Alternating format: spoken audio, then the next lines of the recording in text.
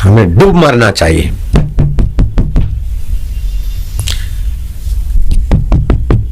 कुछ बिकाऊ अखबार कुछ दिनों से लगे हैं आश्रम की छवि धूमिल करने को। वकीलों के साथ मिलकर मनगढ़ंत कहानियां निंदकों से बनवाकर कुछ का कुछ लिख रहे हैं, मानो अपराधी तो हम ही हैं और हमारे आश्रम में अपराधी लोग रहते हैं। ऐसा कुछ दिनों से अहमदाबाद की अखबारों एक अखबार है जहां वो अखबार छपती है, उस इलाके के लोग भी उससे तौबा है। उसके कई गुंडों से भी लोग परेशान हैं, लेकिन उस अखबार वाले की दोस्ती हो गई है मुख्यमंत्री के साथ। मुख्यमंत्री के आदमी और अखबार के आदमियों ने मिलकर ऐसा कहर मचाया कि उस कहर का बयान करें तो मेरे आंखों से आंसू आएंगे या तो फकीरी उफ निकल जाएगी। और हमारे कीर्तन यात्री हिंदुस्तान में फैले हुए हैं, विश्व में फैले हुए। कभी भी कीर्तन यात्री ईंटें पत्थर लेके कीर्तन करने नहीं जाते, मुझे पक्का पता है। और गांधीनगर पाटनगर है, वहां ये ऐसा करें, गांधीनगर समिति ग्रेजुएट लोग हैं, वहां ऐसी गलती वो कर नहीं सकते। लेकिन अखबार के गुंडे कुछ थोड़े घुस गए और बाकी की कुछ ईंटें बिछाकर टीवी में ये दिखा रहे हैं कि बापू के आश्रम वालों ने पत्थर मारा किया पुलिस पर, और पुलिस ने कितने गोले दाबे टीयर गैस के, लाठीचार्ज हुआ, ये फलाना फलाना दिखा रहे हैं। सब सेटिंग है। 265 लोगों को जैसे घेटे बकरों को मार मार के ले जाते हैं, ले गए जेल में। वो अभी तक जेल में बंद है। और फिर रात को पुलिस आई संध्या को आश्रम में। जो कोई अनुष्ठान करने आए, जो कोई बेचारा साधन भजन का है, कोई अमृतसर का है तो कोई लुधियाना का है तो कोई गुजरात के अलग अलग हिस्सों के लोग, बालों से पकड़ा, मारा, भर दिया गाड़ी में। जहां से गाड़ी उतरती है वहां जवान खड़े हैं डंडे लेकर। एक आदमी उतरता, धाड़ धाड़, पैरों पे पीठ पे, पैरों पे पीठ पे 10-5 डंडे लगते लगते वो गिर जाता है। फिर वो उठता है, फिर डंडे लगते हैं। एक आदमी ने मेरे को बताया मुझे 50 डंडे लगे, जरा मजबूत था। किसी ने बताया 12 लगे, किसी ने बोला 10-5 लगे, किसी ने बोला जरा सा सिर फूटा। इतना कहर उसमें एक भी गुनाहगार आदमी मुझे दिखा दे। बाद में क्या हुआ, उनको टॉर्चर्स किया गया, कई प्रकार की यातनाएं मानसिक दी गई और उनसे कोरे पेपर पर साइन करवाए गए। अब वो कुछ भी लिखे, 8-10 लोगों से दबाव डालकर कोरे पेपर पे साइन करा दिए। इतना जुल्म हम सहकर भी किसी पार्टी के लिए, किसी सरकार के लिए कुछ नहीं बोलते। अगर हमने बोलना है तो ईश्वर को बोलेंगे और ईश्वर संभालेगा या किसी से संभलवाएगा। हिंदुओं की शान में हाथ डालने वालों को पता चलना चाहिए कि सेटिंग करके साधकों को बदनाम करने का नतीजा क्या होता है। गुंडे टोलियों की अखबार और मुख्यमंत्री की दोस्ती का रिजल्ट क्या होता है, उनको प्रकृति दिखाएगी। गुंडों की टोलियां हैं, आश्रम में गुंडे हैं। मुझे आश्रम में रहने वालों में से एक गुंडा दिखा दो। आश्रम में ऐसे सज्जन बच्चे हैं, ऐसे सज्जन बच्चे हैं, ऐसे खानदान संतान हैं कि मेरे को बोलना पड़ा कि पहले मेरे ये बच्चे खाएंगे, बाद में मेरा बेटा खाएगा। आश्रम की पहले ये मेरी बेटियां खाएगी, बाद में नारायण की बहन खाएगी। मेरा वचन अभी भी मुझे याद है। क्या मैं आश्रम में गुंडे गुंडियों के लिए ऐसा बोल सकता हूं? आप सोचो, आपके बेटे बेटियां आते हैं, आपसे छुट्टी लेकर मेरे पास आते हैं।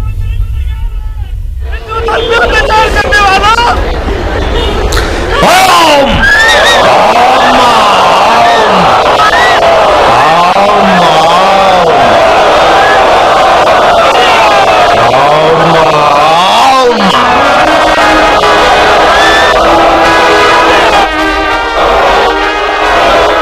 ये तुम्हारे तीर आकाश से जा रहे हैं। ओम ओम ओम।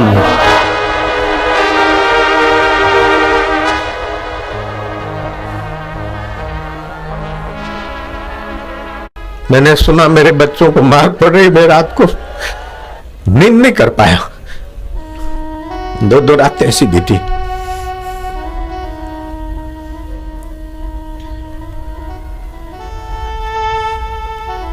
निर्दोष को कतार में खड़े हैं, धाड़ धाड़। फिर वो लुफंगे जो भर्ती हुए हैं विधर्मी बोले अभी तो जामीन नहीं मिलेगा, कल फिर बैत खेलेंगे। मेरे बच्चों को डंडा मारना, वो बैत खेल रहे हैं। अभी आज उनको जामीन मिलेगा तो मिलेगा। मेरा अपराध लोग है, कीर्तन की रैली थी, गुंडों की टोली अखबार चलाती है, उसका एक मालिक है, उससे दोस्ती हो गई मुख्यमंत्री की।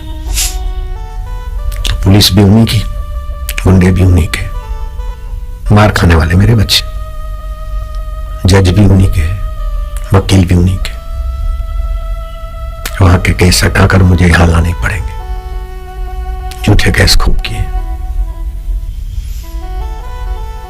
मैं इन सब से जूझते हुए भी तुम्हारे बीच मौज में हूं, लेकिन जब बच्चों से इतना अन्याय हो जाए तो फिर मेरी मौज दुर्वासा का रूप ले लेती।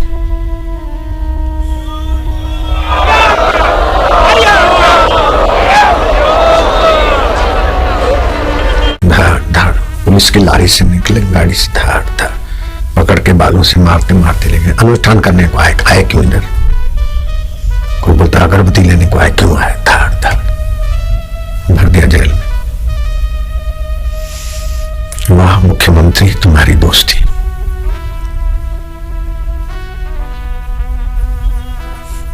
अब उस मुख्यमंत्री की गद्दी कैसी रहती, कितनी रहेगी भगवान जाने। किसकी कृपा से कहां तक पहुंचे थे रे। मेरे को अमेरिका से फोन आया कि बापू इस बार आप वहां ना जाओ, गुजरात में ना जाओ, आपके लिए साजिश है। जैसे शंकराचार्य को फंसाया, जेल में रख दिया। अहमदाबाद के वकील ने फोन किया रोते हुए कि बापू प्लीज आप नहीं आओ। मैं क्या, मैं तो आऊंगा, मेरे बच्चे वहां और मैं, मेरे को हाथ लगाए। हिंदुस्तान में प्रकृति में क्या है, ईश्वर को करना है, वो ईश्वर जाने।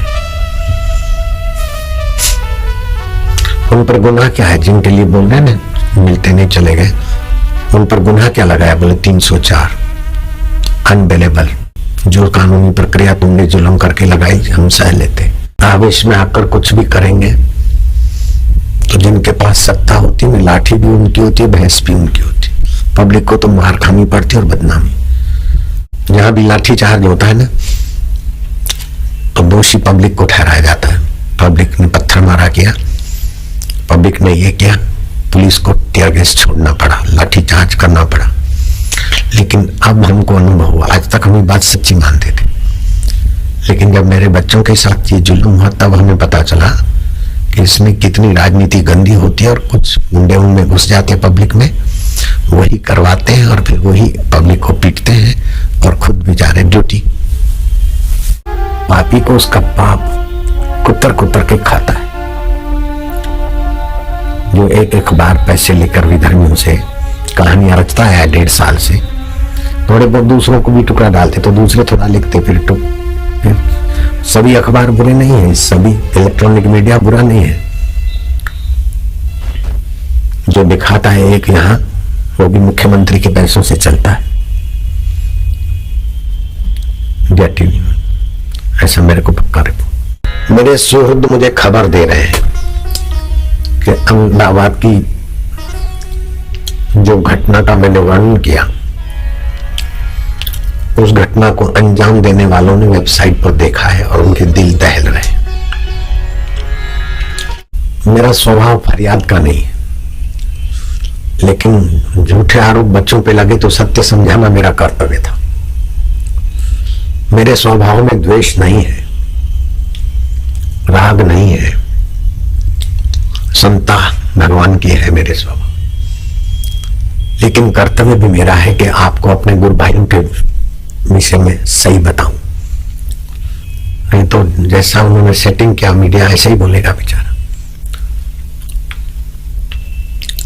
मीडिया को भी जो दिखाया जाएगा वही तो इलेक्ट्रॉनिक मीडिया कवर करेगा।